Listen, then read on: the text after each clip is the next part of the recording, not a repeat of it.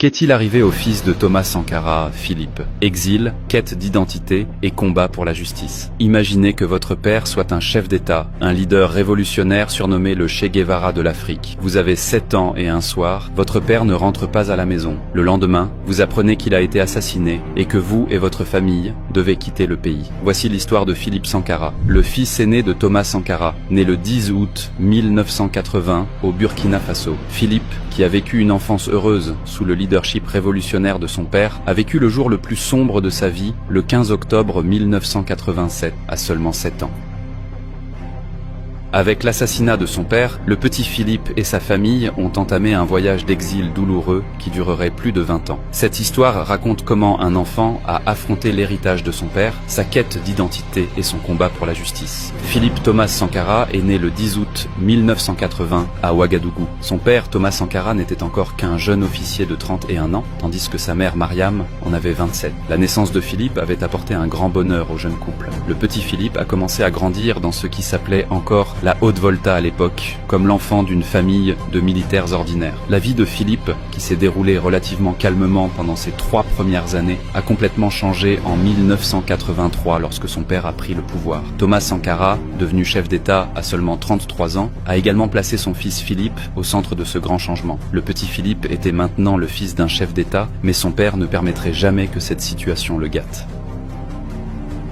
Thomas Sankara était un père très affectueux mais en même temps discipliné envers Philippe. Malgré son leadership révolutionnaire et son programme chargé, il accordait une attention particulière au temps passé avec son fils. Quand il rentrait à la maison fatigué le soir, sa première action était de prendre Philippe dans ses bras. Le petit Philippe adorait s'asseoir sur les genoux de son père et le regarder jouer de la guitare. Thomas enseignait parfois à Philippe les chansons révolutionnaires qu'il avait composées et ils chantaient ensemble. Les week-ends, quand son père était disponible, il emmenait Philippe lors de visites officielles. Le petit enfant se demandait pourquoi son père semblait si sérieux et déterminé quand il parlait avec les délégations étrangères. « Pourquoi papa parle-t-il si sérieusement avec tout le monde ?» demandait-il à sa mère. Mariam répondait « Parce que papa a des affaires très importantes pour notre pays. » La famille Sankara menait une vie modeste selon la philosophie de vie simple de Thomas. Ils ne vivaient pas dans un palais luxueux comme les autres chefs d'État, mais dans une maison ordinaire. Philippe et son frère Auguste, né 2 ans plus tard, grandissaient comme des enfants ordinaires, malgré le fait que leur père soit un leader mondialement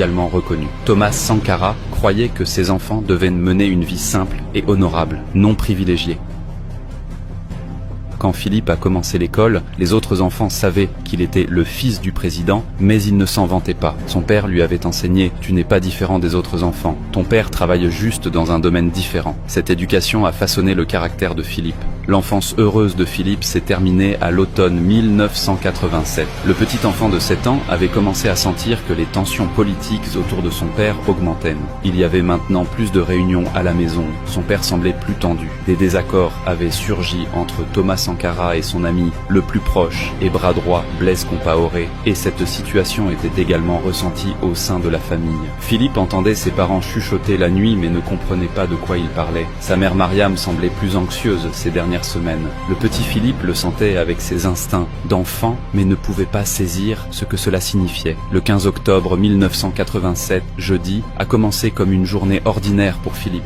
Le matin, son père l'a réveillé, ils ont pris le petit déjeuner ensemble. Thomas semblait plus enjoué ce matin-là. Il avait ébouriffé les cheveux de Philippe et dit « Sois sage à l'école aujourd'hui, d'accord ?» Philippe est allé à l'école, a passé une journée normale avec ses professeurs et ses amis, est rentré à la maison, a fait ses devoirs, a dîné. Son père Thomas devait participer à une réunion du Conseil de l'Entente ce jour-là. En partant pour la réunion dans la soirée, il a serré Philippe dans ses bras, l'a embrassé sur le front et a dit « À bientôt mon fils, je t'aime beaucoup ». Ces mots résonnent encore dans les oreilles de Philippe. Ce fut la dernière fois que Philippe vit son père. Vers 18h, un groupe armé a fait irruption dans le lieu de la réunion. Thomas Sankara et 12 de ses compagnons ont été tués. Philippe était à la maison à ce moment-là, jouant avec son petit frère Auguste. Il se souvient que soudain des soldats ont encerclé leur maison, sa mère en panique les préparait, lui et Auguste. Cet après-midi du 15 octobre, nous n'avons rien compris. Le ciel s'est assombri. Ils nous ont emmenés loin de chez nous, puis loin du pays, racontera Philippe des années plus tard de ces moments traumatisants. Il n'oubliera jamais cette nuit. Il se souvient que sa mère pleurait, qu'il demandait « Où est papa ?» que personne ne lui donnait une réponse correcte. Le monde du petit petit Philippe de 7 ans s'est effondré soudainement. Son père avait été assassiné, sa mère Mariam devait prendre les enfants et quitter le pays d'urgence. Les hommes de Compaoré les menaçaient, leurs vies étaient en danger. Mariam, Philippe et le petit Auguste ont quitté le Burkina Faso au milieu de la nuit. La famille s'est d'abord réfugiée au Togo, puis en France. Philippe prenait l'avion pour la première fois de sa vie, mais ce n'était pas des vacances, c'était l'exil. Le petit enfant avait des milliers de questions dans sa tête. Où est papa? Pourquoi ne pouvons-nous pas rentrer chez nous? Qui sont ces hommes? Quand reviendrons-nous? La vie d'exil en France était très difficile pour Philippe. À seulement 7 ans, il avait perdu son père, avait été arraché à son pays. De plus,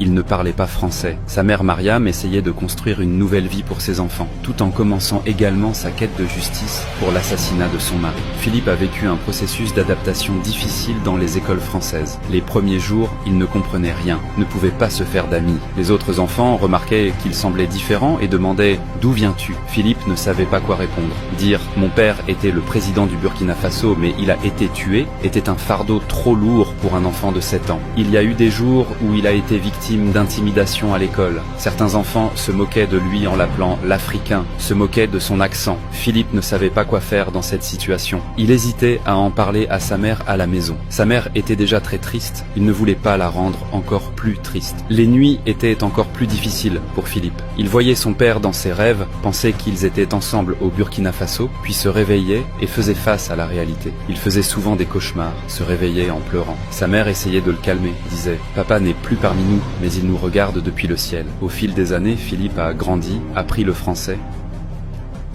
s'est fait des amis, mais l'ombre de son père Thomas était toujours sur lui. À 10 ans, il comprenait maintenant pleinement que son père avait été assassiné. Cette découverte l'a rendu encore plus triste. Les autres enfants avaient leur père, lui n'en avait pas. À l'adolescence, il a vécu une crise d'identité. Il ne se sentait ni complètement français, ni complètement africain. Le Burkina Faso lui manquait, mais maintenant cet endroit lui semblait étranger. Il se sentait différent parmi ses amis français, et parmi ses amis africains, il semblait trop européen. À 16 ans, quand il est entré au lycée, un de ses professeurs lui a demandé qui était son père. Philippe a hésité, puis a dit « Mon père était Thomas Sankara ». Les yeux du professeur se sont illuminés. Thomas Sankara, le révolutionnaire légendaire d'Afrique, ce moment a été un tournant pour Philippe.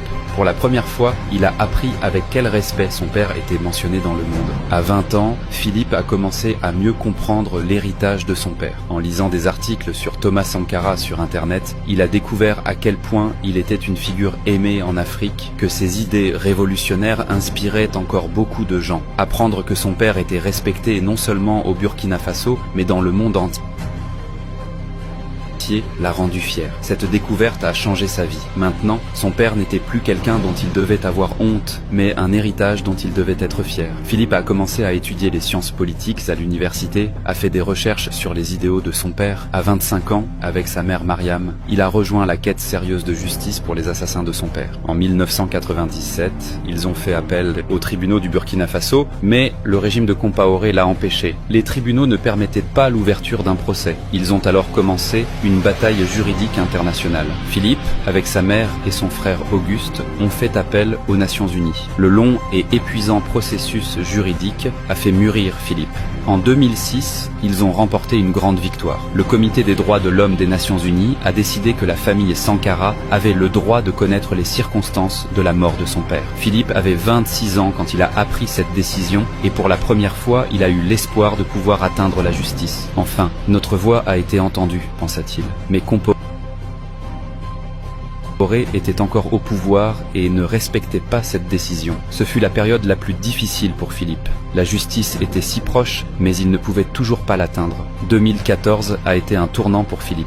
Un soulèvement populaire a commencé au Burkina Faso. Les jeunes se sont révoltés contre les 27 ans de dictature de Compaoré. Philippe était excité en regardant ces images à la télévision. Enfin, le peuple de mon père s'est soulevé, pensa-t-il. Quand la nouvelle de la chute de Compaoré est arrivée, Philippe a fondu en larmes. Le moment qu'il attendait depuis 34 ans était arrivé. Il a ressenti une grande joie avec la pensée « Enfin !»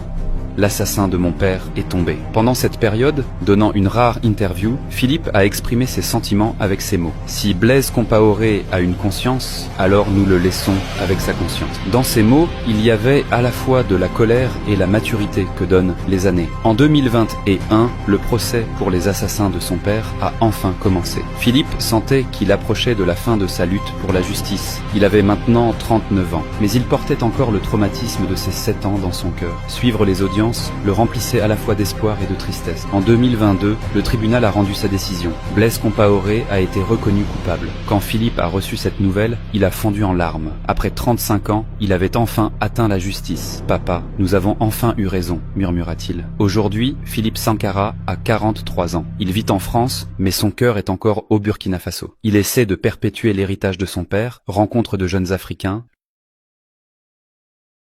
leur raconte les idées de son père. En même temps, il a construit sa propre vie. « J'aimais beaucoup mon père, mais je suis Philippe Sankara, pas le fils de Thomas Sankara, dit-il maintenant. » Ces mots sont le signe de la paix intérieure qu'il a trouvée à la fin de longues années de quête d'identité. L'histoire de Philippe est une histoire touchante qui raconte comment un enfant a grandi avec un traumatisme, sa quête d'identité et son combat pour la justice. Le petit enfant qui a perdu son père à 7 ans est devenu un homme fort qui a fait condamner les assassins de son père. L'héritage de Thomas Sankara vit en Philippe, mais maintenant non pas comme un fardeau mais comme une source de fierté.